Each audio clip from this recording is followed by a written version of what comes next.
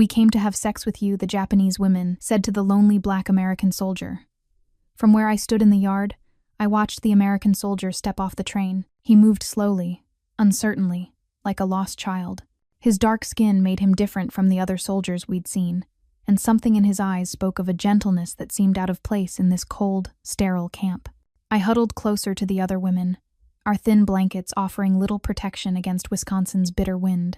We had arrived just days before, herded like cattle from the battlefields of the Pacific, to this strange place called Camp McCoy. The journey had been long, filled with whispered fears and horrible stories about what American soldiers did to Japanese women.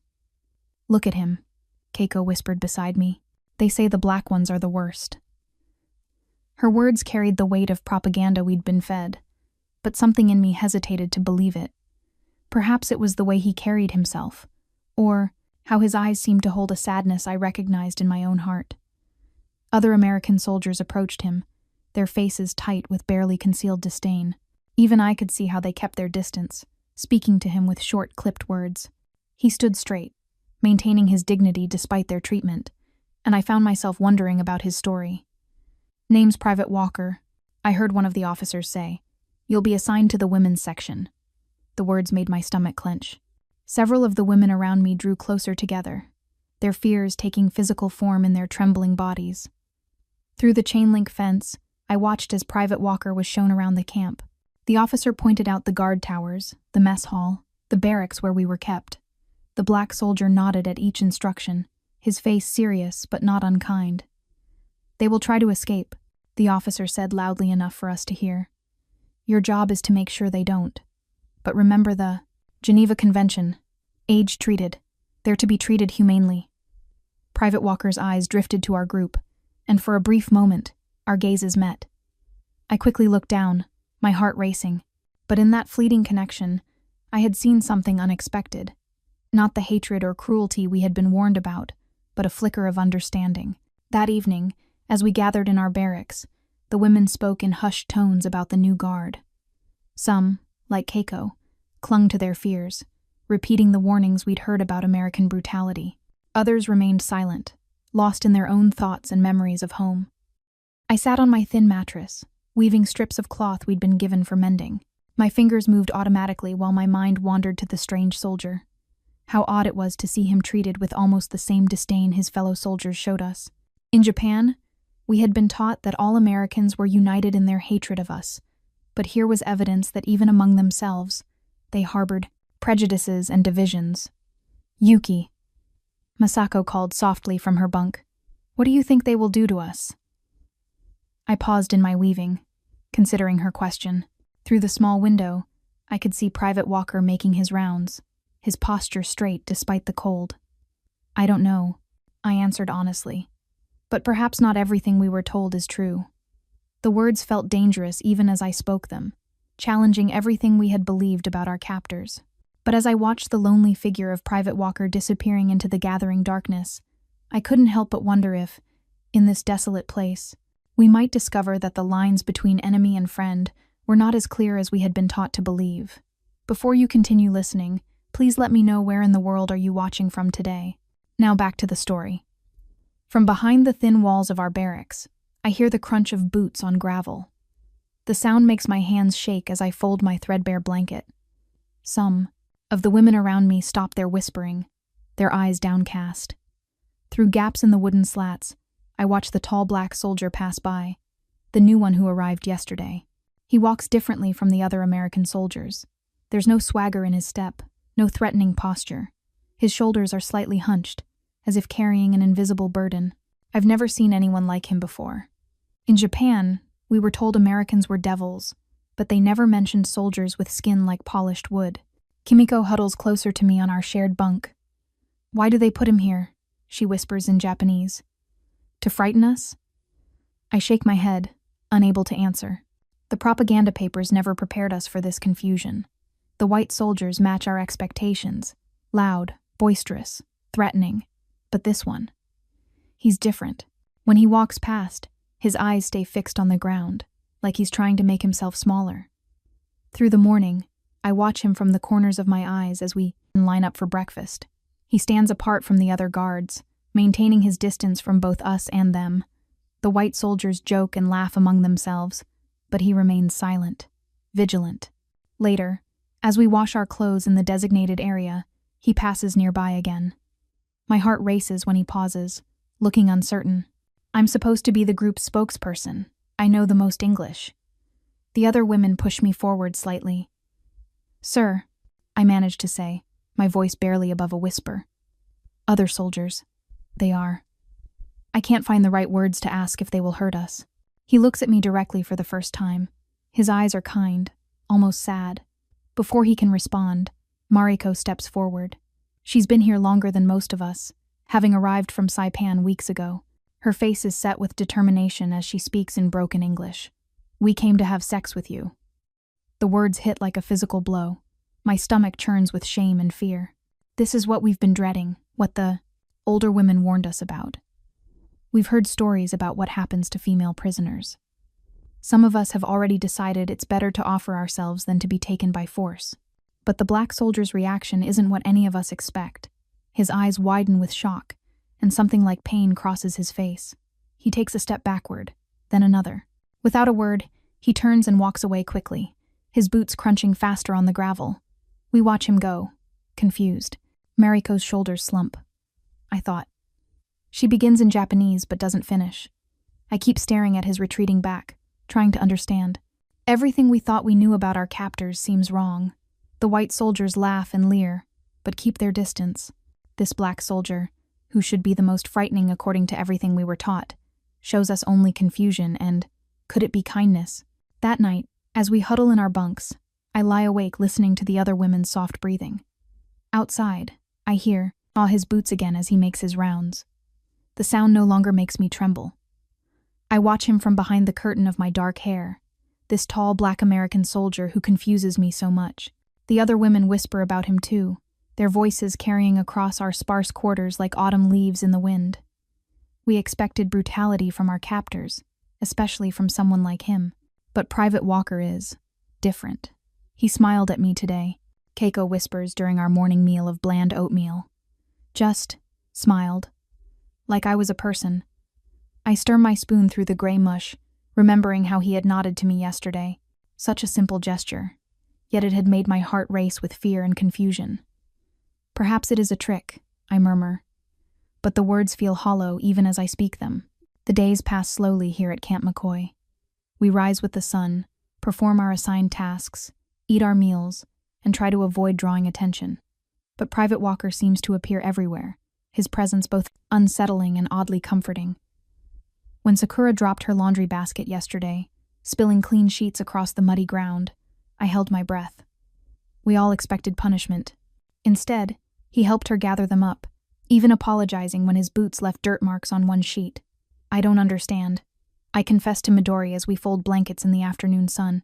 Everything we were told about Americans, about black soldiers especially. I trail off, watching Private Walker assist elderly Mrs.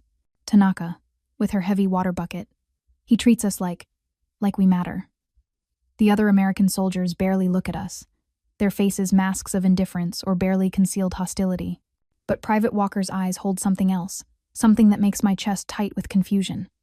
Is it pity? Kindness? Whatever it is, it doesn't align with the monster we were taught to expect. During dinner, he stands guard near our table. Some of the women shrink away, but I find myself stealing glances near him. When our eyes meet, he gives me that same gentle nod. My hands tremble as I lift my soup spoon to my lips. Remember what we discussed? Akiko hisses from beside me. About what we must do to survive. She means the offer we made, the horrible words we forced ourselves to say. But Private Walker had simply walked away, his face showing only shock and something that looked almost like sadness. Later, as I sweep the barracks floor, he passes by with his routine inspection. I tense, expecting. I'm not sure what I expect anymore. Instead, he pauses and picks up a second broom that leans against the wall. Without a word, he begins sweeping the other end of the room. My hands freeze on my broom handle. This can't be real. A soldier, an enemy, helping with menial chores? But there he is, methodically pushing dust and dirt toward the door, careful to keep his distance but clearly trying to help. When he finishes, He props the broom back against the wall and gives me another of those. Gentle nods before continuing his rounds. I stand there for a long moment, my heart pounding with confusion and something else I can't name. That night, as we prepare for bed, the whispers among the women are different. There's still fear, still uncertainty, but also questions. Why is he kind to us? What does he want? How can an enemy treat us with such humanity? I pull my thin blanket tight around my shoulders, remembering his quiet presence as we swept together. Everything I thought I knew about our captors, about this war, seems to shift a little more each day. And I'm no longer certain what frightens me more, the cruelty we expected, or this unexpected kindness that makes no sense at all. I huddle closer to the fire, wrapping my thin blanket tighter around my shoulders. The evening chill seeps through my clothes, but the warmth of the flames offers some comfort. Around me, the other women whisper in hushed tones, their faces tight with worry. "Did you hear what happened at Camp Ellis?" Keiko murmurs, her voice barely above a whisper. "My cousin wrote that the American soldiers there." She trails off, unable to finish. I feel my stomach twist. We've all heard the stories, passed from woman to woman like dark secrets. Stories of violence, of shame. The newer arrivals bring fresh tales from other camps, each one feeding our fears. But this black soldier, Michi says, glancing over her shoulder. The tall one. He seems different. I look up just as Private Walker passes by our group. His steps are measured, unhurried. Unlike the other guards who stomp past with hard eyes and tight grips on their rifles, he walks with an easy grace. When his gaze meets mine, I quickly look away, but not before noticing the gentle nod he gives us. "Don't be fooled," Sachiko, one of the new arrivals, spits out. "They're all the same. Americans are animals. They'll show their true nature soon enough." But I'm not so sure anymore. Yesterday, I dropped my bowl in the mess hall. Instead of yelling or punishing me like I expected, Private Walker simply helped me clean it up. His hands were steady, careful not to touch mine as he picked up the scattered rice. When he handed me a fresh bowl, there was something in his eyes, not pity, but understanding. "The black ones are the worst," another woman whispers. "That's what they told us in training. They're violent, dangerous." I want to speak up, to tell them about the small kindnesses I've witnessed. The way Private Walker makes sure the elderly women get extra blankets. How he pretends not to notice when we share food from our rations with the weaker ones. But fear holds my tongue. What if I'm wrong? What if this is all a trick? More women gather around our fire, bringing with them new stories of American brutality. Their words paint pictures of monsters in uniform, of suffering and degradation. But these stories don't match what I see when I watch Private Walker. There's a sadness in him that feels familiar, like he knows what it means to be seen as less than human. "We should be careful," Keiko warns. "Keep our distance. Show them what they expect to see." The fire crackles, sending sparks into the darkening sky. I pull my knees to my chest, feeling torn between what I've been taught to believe and what my eyes tell me is true. Private Walker passes by again on his rounds, and this time, when our eyes meet, I hold his gaze for just a moment longer. The other women fall silent as he walks past, their bodies tensing like frightened birds. But I notice something they don't. The way he keeps a respectful distance, how he never makes sudden movements that might startle us. These are not the actions of someone who means us harm. Still, I keep these thoughts to myself. The night grows colder, and the women's whispers continue, full of fear and suspicion. But in my heart, a small spark of hope begins to grow, like a tiny flame fighting against the darkness. I sit in the lengthening shadows beside the barracks, watching the sun sink behind the wire fence. The evening air feels different here in Wisconsin, cooler, cleaner than the humid warmth of my Okinawa home. My hands fidget with the hem of my worn dress as memories flood back. Private Walker, Elijah, as he asked us to call him, approaches slowly. He moves with that careful grace I've noticed before, like he's trying not to startle anyone. When he spots me, he pauses, then gestures to the empty space beside me on the wooden bench. "May I?" he asks softly. I nod, sliding over slightly. The wood creaks beneath his weight as he sits down. We share the silence for a moment, watching the clouds turn pink and orange in the sunset. "Beautiful evening," he says. His voice is gentle, nothing like what I expected from an American soldier. "Reminds me of home sometimes," Your home? The words come out before I can stop them. I've wondered about him, this kind man who defies everything we were told. About Americans, especially the black soldiers we were warned about. He nods, a small smile touching his lips. Alabama, down south. Hot like your home, I expect. But different too. Okinawa, I say, the word catching in my throat. My village. It was near the sea. We could hear the waves at night. I pause, memories of peaceful times mixing with the horror that followed. Before the battles came, Elijah turned slightly toward me, his eyes filled with something I recognize, sadness, understanding. Must have been beautiful. It was. Tears threaten, but I blink them back. My family had a small farm. My father grew sweet potatoes, and my mother wove fabric. My fingers trace invisible patterns on my dress. When the fighting started, I stop. The words too painful, but Elijah just waits, patient and still. They told us Americans were monsters. I continue finally. That you would. I can't finish the thought. But you're not what they said. You're kind. It makes no sense to me. Elijah's laugh is soft but bitter. Back home, people say the same about me. That I'm less than human because of the color of my skin. He looks down at his hands.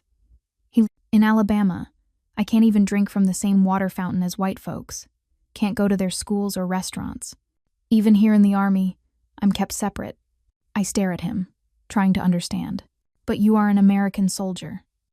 A black American soldier, he corrects gently, fighting for a country that doesn't see me as equal. Sometimes I feel like a prisoner too, just in a different way. The revelation sits heavy between us. I think about the propaganda, the lies we were told about Americans, especially about black soldiers. Yet here sits this man, showing more humanity than I've seen in many months. My husband was a soldier, I say quietly. He died in the battle. I was captured trying to help other women escape the fighting. The memories of those chaotic days still haunt me. We expected. When they brought us here. You expected cruelty. Elijah finishes for me. Instead, you found people. Just people. Trying to survive this war like everyone else. I nod, unable to speak past the lump in my throat. We sit in companionable silence as the last rays of sun paint the camp in golden light. For the first time since my capture, I feel something close to peace. Through the window of our barracks, I watch the dust clouds rise from the convoy of military trucks rumbling into Camp McCoy. My heart pounds against my ribs as more Japanese prisoners step down from the vehicles. These are not women like us. They are soldiers, their faces etched with the horrors of war. Even in defeat, they carry themselves with rigid pride, their eyes burning with defiance. Look at them, Keiko whispers beside me. They still have fight in them. Not broken like us. I want to tell her we're not broken, just changed. But the words stick in my throat. Since arriving at Camp McCoy, everything I thought I knew about Americans, especially Private Walker, has been turned upside down. The new prisoners march past our barracks, their boots crunching on gravel. Some glare at the American guards, while others stare straight ahead, their jaws clenched tight. When they spot Private Walker, several of them spit on the ground. My chest tightens at their open disgust. Maybe we were wrong to trust him, Masako mutters, pulling away from the window. Look how they treat our soldiers. The kindness must be a trick. I watch Private Walker's reaction. He stands straight, his face calm despite the insults. He doesn't raise his voice or reach for his weapon like some of the other guards. Instead, he maintains his position, directing the prisoners with firm but respectful gestures. Later that evening, the camp feels different. The air crackles with tension. During dinner, I hear the male prisoners shouting in Japanese, berating those of us who work in the kitchens. Traitors, they call us. Whores for the enemy. Their words bring back the shame I felt when we first arrived, the terrible fear of what the American soldiers might do to us. But Private Walker had proved those fears wrong, hadn't he? Each day, he showed us respect. He listened when I told him about my family, about our farm in Okinawa before the bombs fell. He even shared stories of his own home in Alabama, of the prejudice he faced there. You see how they treat our men? Keiko says during our evening gathering. That's their true nature. We were foolish to believe otherwise. I sit quietly, watching the sunset paint the sky in shades of orange and pink. Across the yard, Private Walker makes his rounds. He passes the new prisoners' barracks, where angry voices rise in protest at his presence. Yet he continues his duty, steady and unchanging. The American guards are cruel to the men. Yumi adds, perhaps they only treat us kindly because we are women, because they want other things from us. My fingers twist in my lap as I remember our first days here, how we'd offered ourselves, expecting the worst. But Private Walker had walked away. He'd shown us nothing but respect since then. No, I say softly, surprising myself. Private Walker is different. He treats everyone with dignity, men and women alike. I've watched him. The others fall silent, considering my words. In the distance, I can hear the new prisoners singing a military song, their voices hard with determination. But I keep my eyes on Private Walker, watching as he maintains his quiet vigil, refusing to be provoked by hatred or fear. The sun sinks lower, casting long shadows across the camp. Everything feels uncertain now, balanced on a knife's edge between trust and suspicion. Yet somehow, I know that Private Walker will remain constant, a reminder that even in war, kindness can survive. The morning sun filters through the barracks windows, casting long shadows across the wooden floor. I watch the American soldiers line up for their morning drill, their boots creating rhythmic thuds against the ground. Private Walker stands among them, his tall frame easy to spot even from where I sit near our quarters. These past weeks have changed something in me. When I first arrived at Camp McCoy, fear gripped my heart like an iron fist. We all believed the worst about our captors, especially the black soldiers. But Private Walker, Elijah, as he asked us to call him, showed us a different truth. My hands worked steadily on the small piece of cloth in my lap, weaving threads with careful precision. Several of us gathered scraps of fabric from our meager belongings, determined to create something meaningful. It isn't much, but we want to show our gratitude to the one guard who treated us like people rather than enemies. Nakamura-san. Keiko whispers beside me, her nimble fingers helping with the detailed work. Do you think he will accept it? I nod, though uncertainty flutters in my chest. He is different from what we expected. He listens when we speak of home. The drill ends, and the soldiers disperse. I watch Elijah as he walks toward the water pump, his posture relaxed but alert. Yesterday, he told me about his family in Alabama, about the farm where he grew up. His words painted pictures of warm summer evenings and his mother's cooking, but also showed shadows of pain. It is kind, the same kind of pain I recognize in myself. It's ready, Keiko announces softly. We gather our small group, 5 of us who have come to trust him the most. The cloth we've woven bears a simple pattern of chrysanthemums, a symbol of hope from our homeland. When Elijah makes his rounds later that morning, I step forward with the others. My heart pounds, but not from fear anymore. Private Walker, I say, using his formal title in front of the other guards. We have something for you. His dark eyes widen with surprise as I hold out the cloth. The morning light catches the delicate threads, making them shine. We wanted to thank you, I explain, my English still hesitant but stronger now, for showing us kindness when we expected none.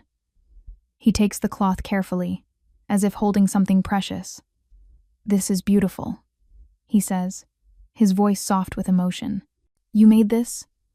We nod together, and I feel a warmth spread through my chest at his genuine appreciation. We talk often of our homes, I continue, finding courage in his gentle expression. You have made this place feel less like a prison and more like, I search for the right words, more like a place where we can still be human. The moment hangs between us, filled with unspoken understanding. Other guards pass by, some casting curious glances our way, but in this moment, it doesn't matter. Something has shifted, like the changing of seasons, gradual but undeniable. Later, I see him carefully folding the cloth and placing it in his breast pocket, close to his heart. He catches my eye and nods, a simple gesture that speaks volumes. In this strange, cold place so far from home, we have found an unexpected light. A reminder that even in war, the human spirit can bridge the deepest divides. I watch from behind the barracks window as the new prisoners pace in their designated area.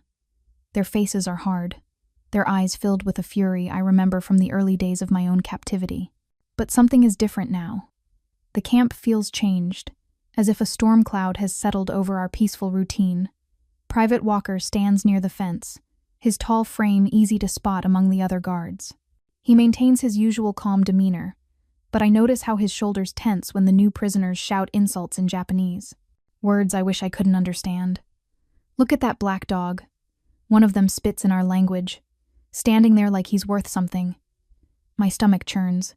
I've grown to know Private Walker, Elijah, as someone different from what we were told about American soldiers. His kindness has shown me another way to see our captors, our supposed enemies. The morning air grows thick with hostility as more American guards gather near the fence. The new prisoners have been causing trouble since their arrival 3 days ago, refusing meals and making threats. I see Private Thompson, one of the white guards, grip his rifle tighter as he approaches the group. "Back away from the fence," Thompson shouts. The new prisoners don't move. Instead, they press closer, their faces twisted with defiance. One of them, a former officer by his bearing, steps forward and says something in broken English. I can't hear the words, but Thompson's face turns red. Everything happens so fast. The officer spits at Thompson. Thompson raises his rifle. The other prisoners surge forward, and there's Elijah, rushing between them, his hands raised in a peaceful gesture. "Stand down," he calls out. "Everyone stand down." But peace isn't what they want. The Japanese officer swings, catching Elijah in the face. Blood sprouts from his nose. More guards rush in as the situation dissolves into chaos. I press my hands against the window, my heart pounding as I watch Elijah try to separate the fighting men. Then someone throws a punch that sends him stumbling backward. His head cracks against the fence post with a sound that makes me flinch. He crumples to the ground. The sight of him lying there, still trying to push himself up even as blood trickles down his face, makes my chest ache. This is what we were told would happen. Violence, blood, chaos. But it wasn't supposed to be like this. Not with him getting hurt trying to protect everyone. "Elijah-san," I whisper, my fingers cold against the glass. Other guards finally restore order, dragging the instigators away while medics rush to help Elijah. I watch them help him to his feet, his movements unsteady. He tries to wave them off, stubborn even now, but they insist on leading him to the infirmary. I sink down beneath the window, wrapping my arms around myself. The other women in the barracks whisper among themselves, some saying this proves what we were taught, that Americans are violent, that we can't trust them. But they didn't see what I saw. They don't understand that Elijah was trying to prevent violence, not cause it. Still, doubt creeps in like a cold wind. Have I been foolish to trust him? To believe that kindness could exist in this place? The memory of his body hitting the ground plays over and over in my mind, and with it comes a crushing wave of guilt. Perhaps if we hadn't started to trust him, hadn't encouraged his friendly gestures, he wouldn't have felt the need to put himself between angry men. I close my eyes, but I can still see him lying there in the dust, still trying to keep the peace even as blood ran down his face. From my place near the window of our barracks, I watch Private Walker as he carefully opens a letter. The paper makes a soft sound in the quiet morning air. His face changes as he reads, not quite sad, but something deeper. I've learned to read his expressions over these past weeks, even from a distance. Some of the other women whisper behind me in Japanese. "Don't stare at him," Keiko warns. But I can't help it. After he was hurt trying to protect us during the fight, something changed in me. The guilt sits heavy in my chest like a stone. Private Walker looks up and catches my eye. Instead of turning away like I usually would, I hold his gaze. He gives me a small nod and beckons me over. My feet move before I can think better of it. "It's from my mama," he says softly as I approach. His voice has that gentle tone that first made me question everything I'd been taught about American soldiers. "Would you like to hear what she wrote?" I nod and sit carefully on the wooden bench nearby. The morning sun streams through the window, warming my back. "My dearest Elijah," he begins reading. "The azaleas are blooming something fierce this year. Makes me think of when you were small, how you'd help me in the garden." He pauses, his finger tracing the lines.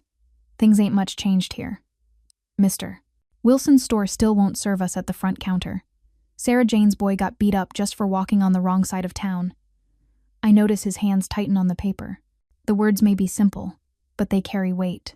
Like the letters I used to get from home, before Okinawa fell, each sentence holds more meaning than just the words. "But we hold our heads high," he continues. Like your daddy always said, they can control where we walk, but they can't control how tall we stand. Something in his mother's words reminds me of my own mother's strength, how she'd straighten her back when times were hard, telling us to keep our dignity even when others tried to take it. Your mother sounds very wise, I say quietly. He folds the letter carefully. She taught me that people who hate you don't know you.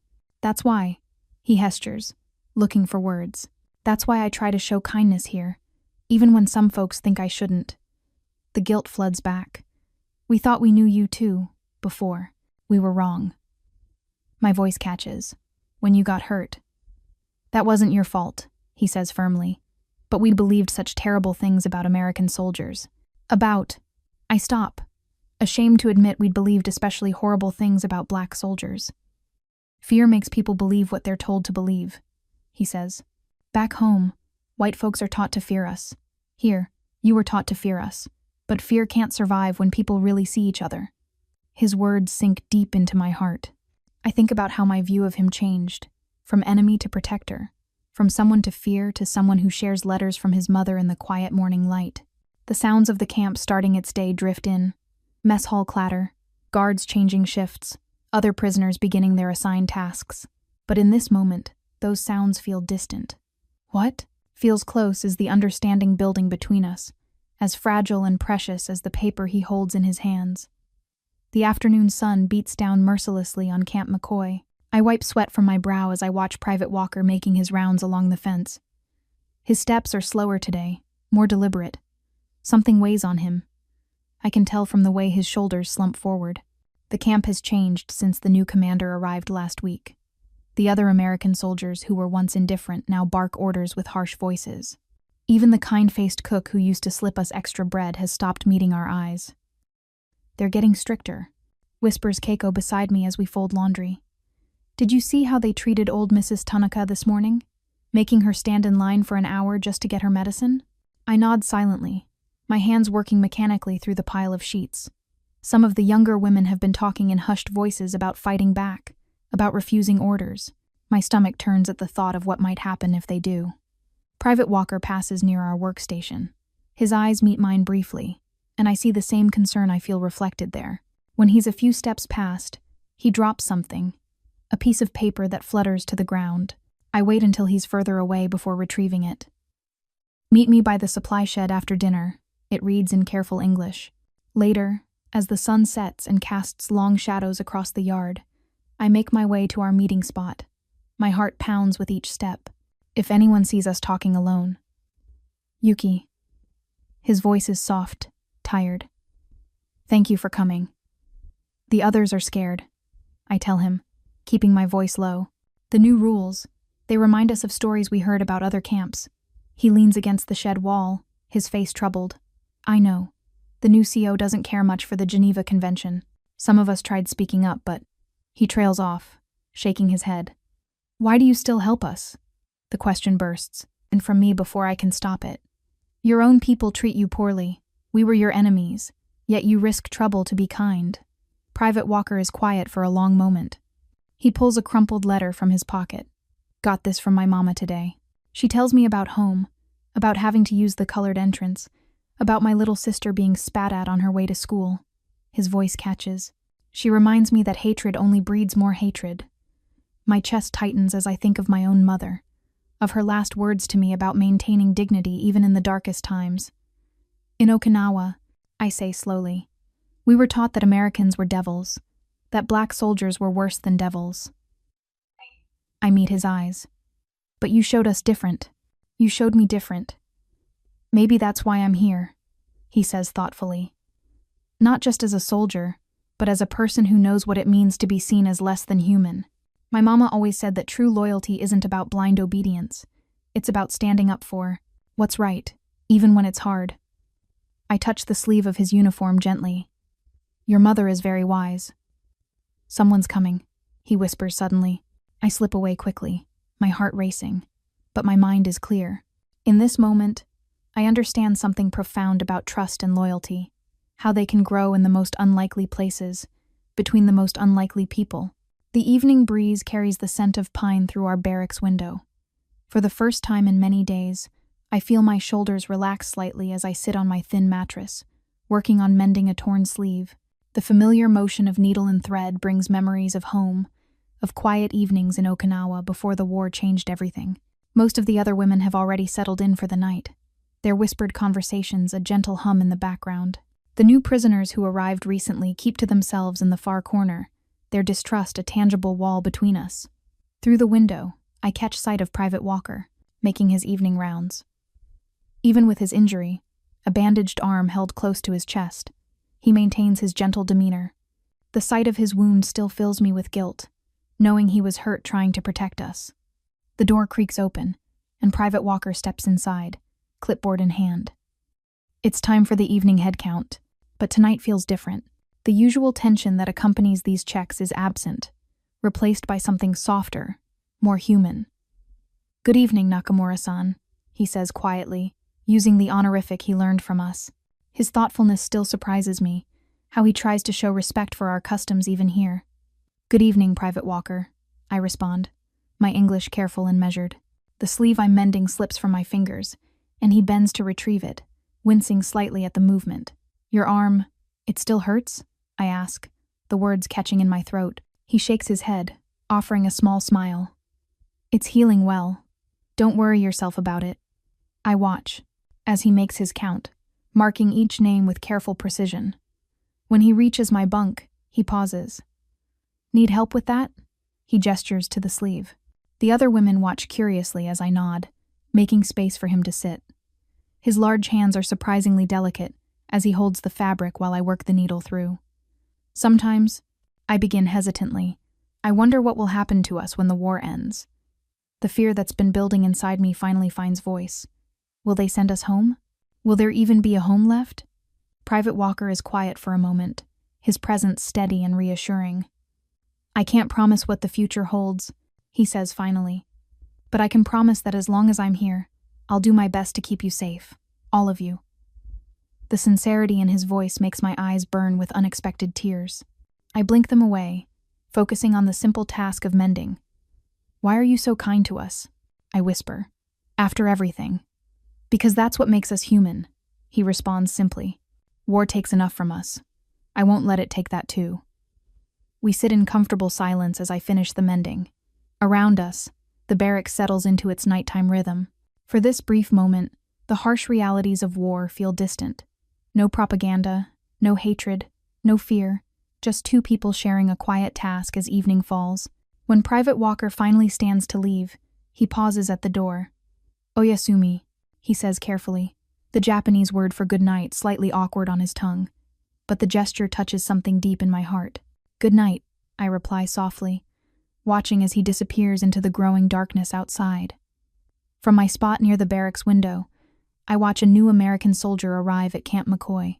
He's older than most, with gray streaks in his hair and kind eyes that remind me of my father. The other women whisper among themselves, wondering if this new arrival will bring more harshness to our lives. But something is different about this one. I can tell by the way he carries himself, not with the aggressive stance of most soldiers, but with a quiet dignity. The nameplate on his uniform reads, Thompson, and he wears sergeant stripes. Through the thin walls, I hear him speaking with Private Walker. Their voices drift over, carried by the evening breeze. "This isn't right," the sergeant says. "These women are protected under Geneva. We're better than this." My heart skips a beat. In my broken English, I understand enough to know he's talking about us, about how some of the other soldiers have been treating us lately. Since the new group of prisoners arrived, things have gotten worse. The friendly nods we used to get from some guards have turned to cold stares. Private Walker's voice is softer, but I catch pieces of his response. Tried telling them, but no one listens. I move closer to the window, pretending to fold laundry. The other women notice too, and we exchange glances. Misaki, one of the younger girls, edges near me. "What are they saying?" she whispers in Japanese. "They speak of rules," I tell her. "Rules about how we should be treated." The sergeant and Private Walker walk past our window now. I can see them more clearly. Sergeant Thompson's face is weathered but gentle, and he stops to look at our barracks with concern in his eyes.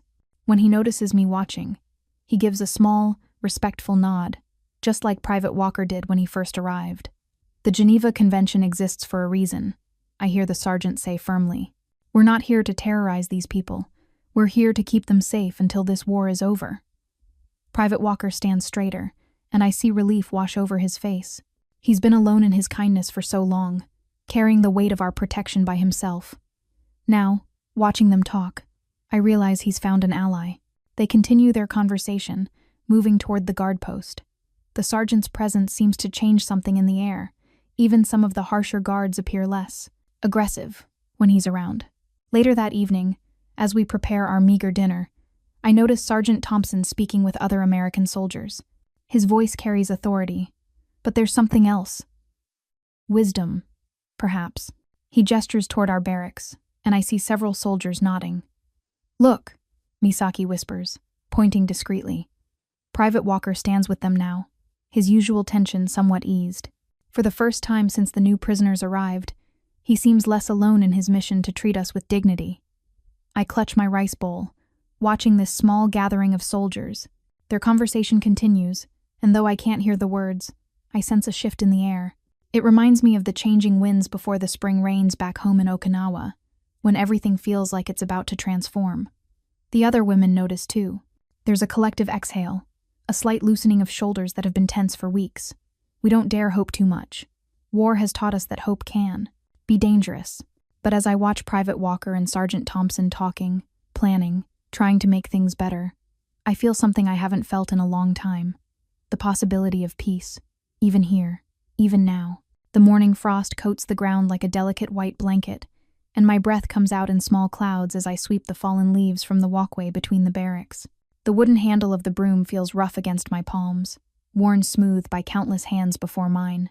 The cold bites through my thin prison uniform, making me long for the thick winter kimonos I used to wear back home in Okinawa. Private Walker Elijah, as some of us have begun to call him in whispers, passes by with another soldier, an older man with kind eyes and silver at his temples. I've seen this man before, watching us with a thoughtful expression, so different from the hostile stares we usually receive. "Good morning, Nakamura-san," Elijah says softly. His voice carries the same gentleness it always has, but now there's something else, a quiet confidence that wasn't there before. I bow slightly, my hands tightening on the broom. "Good morning," I reply, the English words still feeling strange on my tongue. The older soldier Thompson, I learn later, nods at me with a small smile. Getting colder by the day, he comments, rubbing his hands together. "We'll need to distribute the winter blankets soon." My eyes widen slightly at his casual kindness.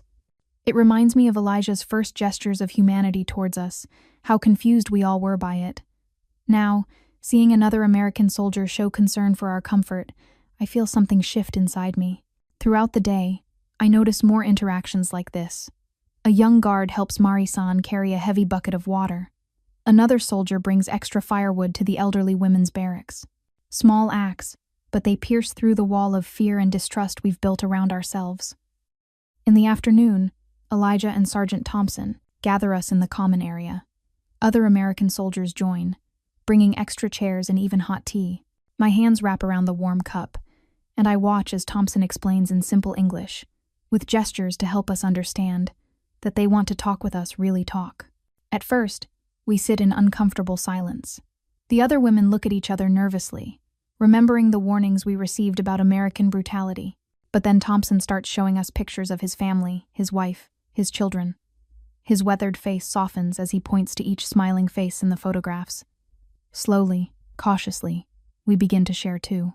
Keiko-san shows them the origami crane she made from a scrap of paper. Fumiko-san hums a lullaby her mother used to sing. I find myself telling them about the cherry blossoms in spring, my hands moving in the air to show the way the petals dance in the wind. The soldiers listen. They really listen, not as guards watching prisoners, but as people hearing other people's stories. As the afternoon light fades to evening, I look around at the faces of my fellow prisoners. The tension that has knotted our shoulders for so long has eased somewhat. Even those who were most suspicious seem touched by this unexpected kindness. I catch Elijah's eye across the room, and he gives me that gentle smile that first made me question everything I'd been taught about the enemy. Now I understand that this wasn't just an act of mercy from one kind soul. I'm watching humanity itself emerge from the shadow of war, one small gesture at a time. The train whistle pierces through the morning fog, making me flinch. The sound reminds me of home, of the trains that used to pass by our village in Okinawa. But this is different. This whistle signals the beginning of our journey back to a Japan I barely recognize anymore. I sit on my bunk, fingers tracing the edges of the small cloth I've been weaving for weeks.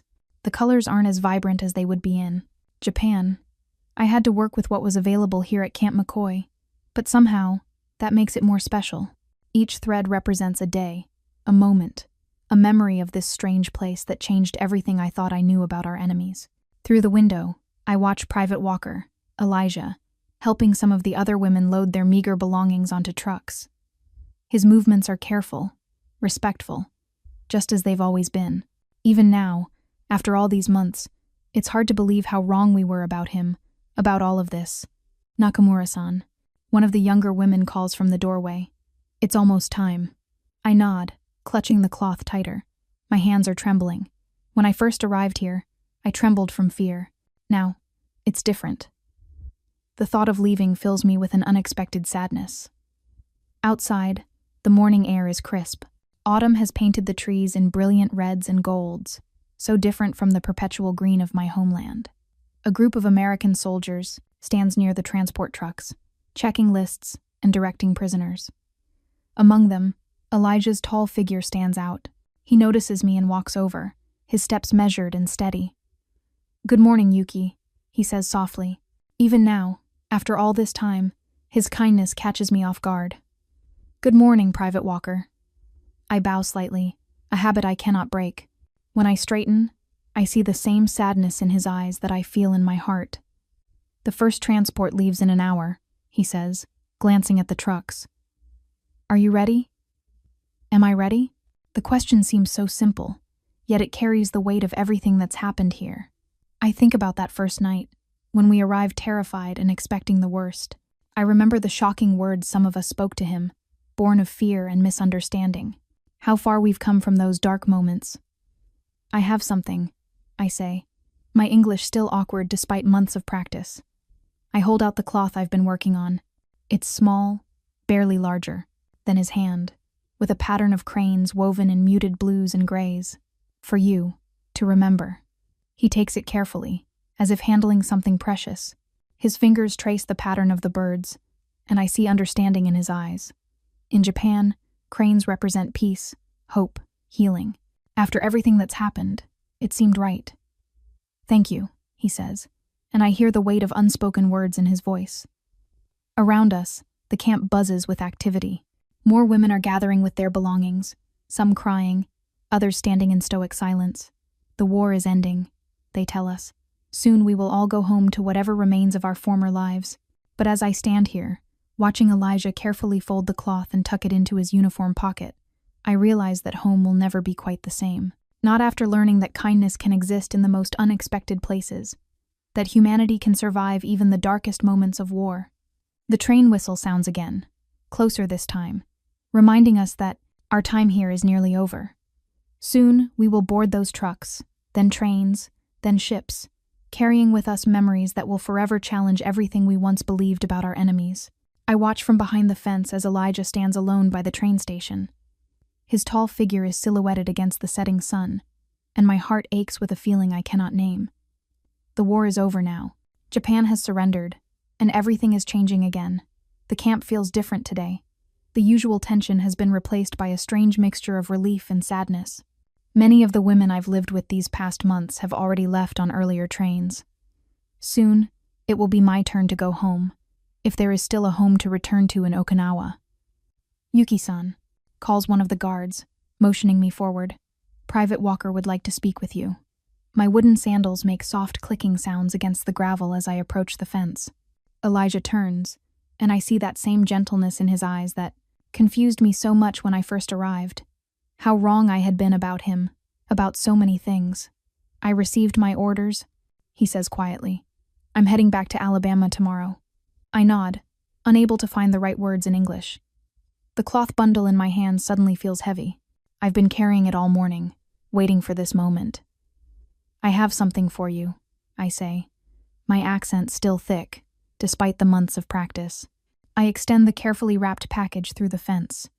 Elijah takes it with those same careful movements I've come to know so well, the way he does everything deliberately, thoughtfully. His fingers brush mine as he accepts the gift, and I remember how terrified I was of those hands when I first arrived. We had all expected violence, had been told horrible things about what American soldiers would do to us, especially the black soldiers. He unwraps the cloth slowly, revealing the piece I've spent weeks weaving. It's small, just a simple square with a cherry blossom pattern. The thread was hard to come by, but some of the other women helped, sharing what they had. It's beautiful, he says, running his fingers over the embroidery. Thank you, Yuki. To remember, I say, struggling to express what I want to convey. To remember that people can be kind, even when war says we should be enemies. Elijah's eyes shine with understanding. He reaches into his pocket and pulls out something small, a worn leather wallet. From inside, he takes out a photograph. This is my family, he says, showing me the picture through the fence.